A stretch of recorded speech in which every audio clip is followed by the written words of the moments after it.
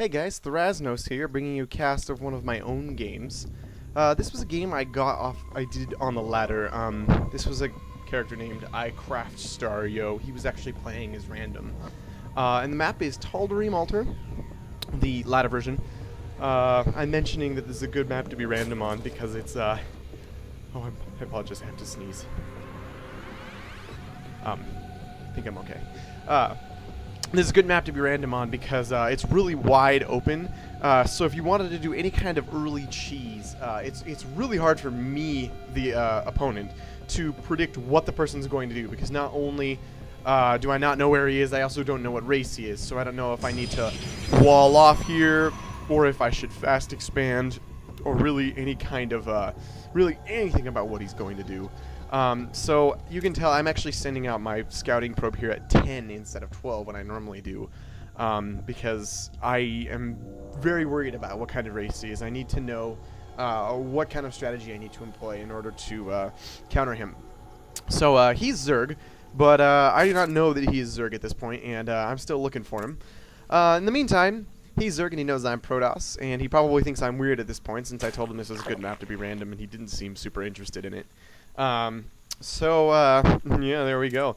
So he's beating me in worker count now, which makes sense to me because, I mean, I pulled a worker off pretty early, so I'm a little bit late on all of my timings here. But that's okay. So I still haven't found him yet. Actually, I think I passed his drone, and so that's why I started walling off here like I did, because I realized he was Zerg. So I started doing a wall off right here, in case he tried to do some kind of Baneling bust or something like that. When you do ladder games against random players, you find a lot of cheese. Because I think personally, because when you don't know every race super well, you got to kind of lean back on some of those quick go-to strategies. So that's why I'm doing this here. He's finally found me, and I think I have found him at this point. There we go. And he has his hatchery already coming and his spawning pool. He actually got his hatchery before his spawning pool, which is a great strategy because I don't know where he is, although I found him now. And I could put some early pressure on him, but I don't know where he is, and so this is a large map, so I mean we're pretty safe. He knows we're in cross positions, and he's pretty good to go with the super early hatch there. In the meantime, I'm just going to go with a standard build, get my my second gas started about halfway through my cybernetics core, actually a little bit earlier than that, and just get one gate and cyber core, and then eventually build up a second gate. Looking at the worker count, I'm actually finally beating him in workers. I think it's because he put all those resources into building that hatchery so quickly, which I see happen a lot actually in Zerg games. They'll catch up, get ahead in probes, and then they'll fall behind again. And he's throwing down some spine crawlers very early for defense. I don't know if this is entirely necessary, but I mean, 2 spine crawlers is definitely a lot of defense, although he left kind of a hole right here for me to run through. And here come his first 4 lings. I guess he'll know when I'm coming and what my composition is much beforehand, because he can scout with these lings right here. And he's got a drone in my base right now. In the meantime, I got the second gateway coming up, and I do not have my second assimilator saturated yet. And Warp Gate's on the way. He's got his first queen coming, and no second queen, just one for the time being. And no gas still. Surprisingly, this is going for a sort of Spanishwa kind of build, except for he's not going mass queens. Instead he's going mass drones, and how is it paying off for him? He's almost caught up to me in drones. Good, good. A little bit behind in economy, in my opinion, but that's okay. He's still got this drone in my base. I just cannot seem to kill it. Here comes my stalker finally to take it out, and I have completed my wall off here with my zealot, and so I am definitely prepared for any kind of Zergling rush or any kind of Baneling bust. Warp gates are almost done, and I'm just now getting my 3rd warp gate. I'm also getting a Twilight Council in the back of my base. He's got his second queen coming, and a couple more spines. Blocking off the edge, putting one right here, which is a really good spot, because if I try to run up the short side of the ramp to get to his workers real quick, get a couple good hits off of that. Decent amount of lings just kind of guarding up front. I am kind of disappointed he's not scouting or anything with these lings, because, I mean, they're just standing around doing nothing. But that's okay. So, no Zergling speed yet, and just now getting his second extractor up. Look at the unit counting station. He's still behind me in workers. I'm guessing that's in large part due to the fact that he keeps making spine crawlers. And I've got my third gate up, and I've got a Dark Shrine on the way. Twilight Council's finally finished. So now he's beating me in base, but I'm beating him in workers still. And army size. Actually, maybe not. We're about tied on army size, but I'm about to beat him in tech because I have a Dark Shrine on the way. And what has he got coming? He's got roaches, or a roach warren on the way. Probe over here is going to drop a proxy pylon. He's going to do some scouting, but it's a little bit late now that I'm pretty much at his front door with 4 zealots and 2 stalkers. In response, he's going to build a couple roaches, and he's going to get Zergling speed on the way. It's a little bit late for that, but, I mean, you know, better late than never, I suppose. And Dark Shrine is about 3/4 of the way through. In the meantime, I'm also going to be expanding.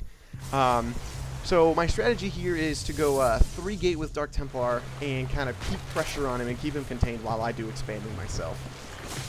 This is a good strategy, especially with how much money he's invested into these spine crawlers. So as long as I avoid the spine crawlers, I'll be okay. And here we go. Dark Templars are now entering the field.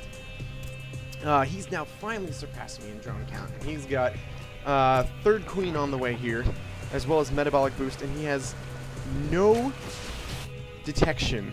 He's not done with his hatchery yet, and these DTs could do a lot of damage. But I am just deciding that I'm not going to push in. I don't know what I'm waiting for here. I think I'm going to attempt to go to try to snipe his spine crawlers. No, actually, I'm just going to do some scouting in his base, and then try to pick off some drones if I can help it. But he sees these DTs here. And his lair is now finally done. Oh, wait, not yet. There we go. Lair's now done, and we have an Overseer on the way right there. These DTs are going to try to get as many kills as possible before that happens, and they need to escape. If they get caught on their way out, they're going to be in big trouble. In the meantime, he's pushed out on my main army and actually done a lot of damage. But now the Overseer's on the field, and these Dark Templar with their stealth aren't very useful, so I'm going to turn it into an Archon. Keep 1 Dark Templar around, see if I can kind of subvert his Overseer some. My second, it looks like it's just finished. Actually, it's probably been finished for a while, I just haven't saturated it yet. And I have some drones, probes coming from both bases. I'm not going to do a Maynard. I think that would be a good idea, but apparently that's not what I chose to do. And then I transitioned into a 5-gate here. So now I'm sitting with 5-gate Dark Templar on my second base. And how are we doing on the worker count? We're about tied on the worker count still.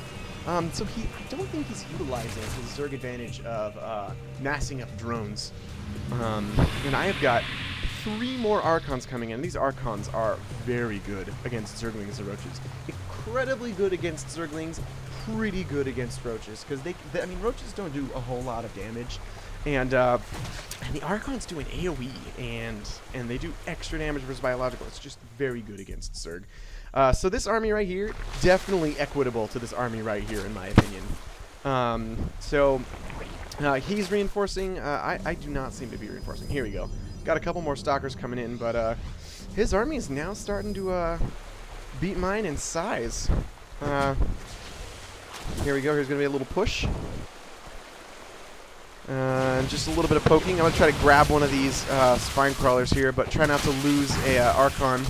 And it looks like I'm going to lose one of them. But that's okay. Snipe off most of his Zerglings for the time being. That's a good trade-off.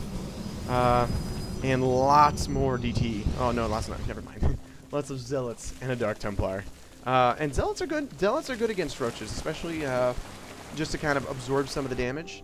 Got Weapons 1 coming in, and very slowly but surely saturating this base. And I really have this base oversaturated. I need to transfer some of the workers over. But apparently that's not what I chose to do. Instead, I'm focusing too much on keeping this little pressure here and going very stalker heavy now. My goal is to keep the Archon and Zealots in front and just have the stalkers slowly pick away at the Roaches. It's only going to work if I can pull them away from these spine crawlers, though, because these spine crawlers do a lot of damage. If I try to engage in the spine crawlers, I'm going to be in big trouble. And killed the Archon, but it was even because I killed his Overseer. And now I'm going to be sending a Dark Templar in to try to do some scouting, pick off some drones, pick off this Spine Crawler, but I am not aware that he actually has this Overseer coming. And I'm going to lose all 3 of my Dark Templar. Ooh, heavy waste. And here we go. He is transitioned into Hydralisks, and this is not good, because now my army is very ineffective and I have no more Archons. This is why I am retreating at this point, because this army greatly outtechs mine now with his Hydralisks. They just do phenomenal damage against gateway units, even Archons. Archons can take a lot of damage, but Hydralisks can deal out the damage, so they kind of even out, and the Archons don't really get the advantage over the Roaches anymore. So just kind of trying to poke and pick off some of these Zerglings if I can help it. Over here in my base, I'm actually frantically trying to tech up to Robo, and here we go. He's going to push out on my army and try to take out my pylon. I need to retreat at this point, because these Hydras just do so much damage versus my Stalkers and Zealots. It's unbelievable. And he's even got more Hydralisks and Zerglings on the way.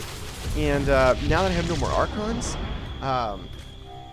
he's in a very, very good spot. Now, if I can get Colossus out quick enough, then I will be in a very, very good spot. But he supply blocked me by killing that little thing, and I think by this point I realize I'm actually a little bit behind. So I'm gonna go try to take a third to kind of counteract this. Apparently, he's gonna go do the same, and his Hydralisks are just gonna pick away at this. Oh, they do so much damage. Oh, it's incredible. So I got an observer on the way since the robotics facility is coming, and I actually, I mean, not the robotics facility, the robotics bay. And then I got another robotics facility coming too, because my goal at this point is to tech up to Colossus and build Colossus very quickly. Because if I can get Colossus very quickly, I can counter all of these Lings and all of these Hydras, and my Stalkers can help pick off the rest of these Roaches. Can't really go back to DT at this point because he's got Overseers floating around now. I'm going to be grabbing my third now, and I have a weapons upgrade level 2 coming now. All of my ground units are sitting at 1-1, and I got my first Colossus on the way, and Colossus range coming as well. Really should be building a second Colossus here, but time is running short. He's getting ready to do his offensive, picking off my observer as soon as it's made. How unfortunate. And now I'm kind of in a bad spot. Now I can block off and kill these Zerglings if he doesn't get his Hydras too close. But I don't want these Hydras attacking these Stalkers, which now have Blink, I might add. Here we go. I got Colossus on the way, but the Roaches are going to stand in front, and the Hydras are just going to take out this wall, and these Stalkers can really do nothing about it. I'm forced to pull back my probes. If I could kill some of these Overseers with my Blink Stalkers, I could throw in some DT and do a lot of damage. But here we go. Here's a Colossus, but he doesn't have range yet. Range is only about half done, and these guys are just gonna do lots of damage because he's in range of the Hydras because he doesn't have the extended thermal lance. And now I've got Zerglings and Roaches and Hydras all over my base. So my army's completely gone, and I've lost my expansion. And here's my comment: post thought, should have gone High Templar. So yeah, guys, this wasn't a win, but I think definitely some good lessons to be learned from this. I did a lot. Well, I think we were pretty much even all the way up to when he finally teched to Hydralisks and counter-pushed on me.